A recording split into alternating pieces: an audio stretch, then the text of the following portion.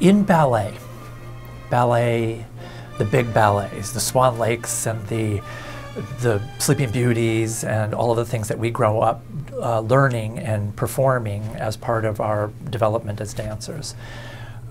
What is brought into us is a certain aesthetic that includes color and movement and how to place certain things on stage. So what I bring to the productions of that is that aesthetic. Things are laid out in a way that are visually very pleasing, that play off of each other, that the audience can see very well. I try to layer things by importance, like where the action is. I bring the action to the place that the audience will be is most familiar to look at. So when I say ballet aesthetic, that's what I'm talking about. We're bossing the audience around. We're telling the audience where to look and what to look at. And then the rest is just sort of behind supporting the primary scene.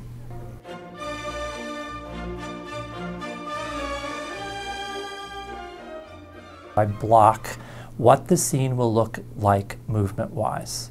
And then I go back and I talk about the lines that they're singing as they're going through the movement. So I think it's much like people do with the play. You know, sing this line as you're crossing over here to him.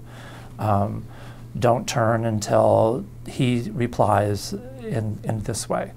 Possibly the difference for me coming from a dance background is that I look for gestures that are natural to the singer, and I try to draw those out to enhance what the voice is doing, but also to help add another layer to the story.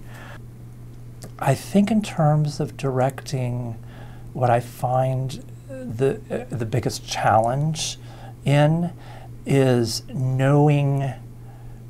I think singing is a very physical thing.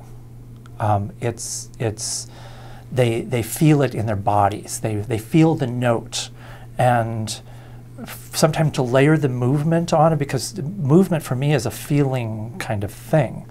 So sometimes to layer it on, I'm not really sure how it's going to come out. Often they have a lot of experience in these particular roles, or they've been in productions and watched so many others, so they will have suggestions, and I'm really open to hearing what they have to say, primarily because I don't sing, and they do, and so they know what that feels like in their bodies, and they can give me direct feedback just like that, which is really great.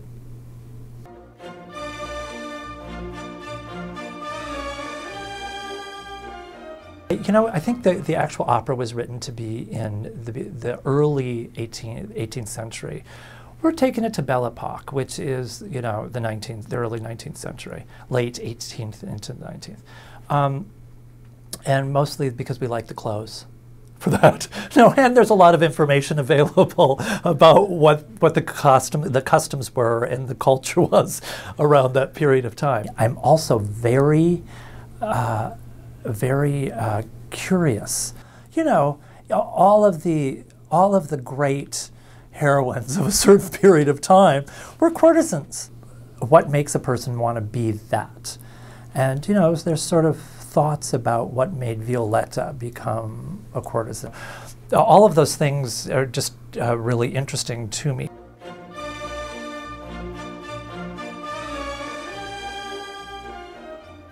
Working for festival opera is one of my favorite parts of the summer.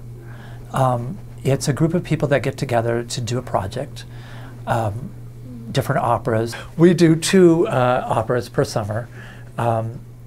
I love it because everybody that is here working on these operas love opera. They love doing what we're here to do. There isn't anybody that is sort of sitting on the fence and not really sure that they want to do it. No, it's all really committed people, from the volunteers to the singers to the production staff to the executive branch of it. It's all really, really pushing for this final result. It's thrilling.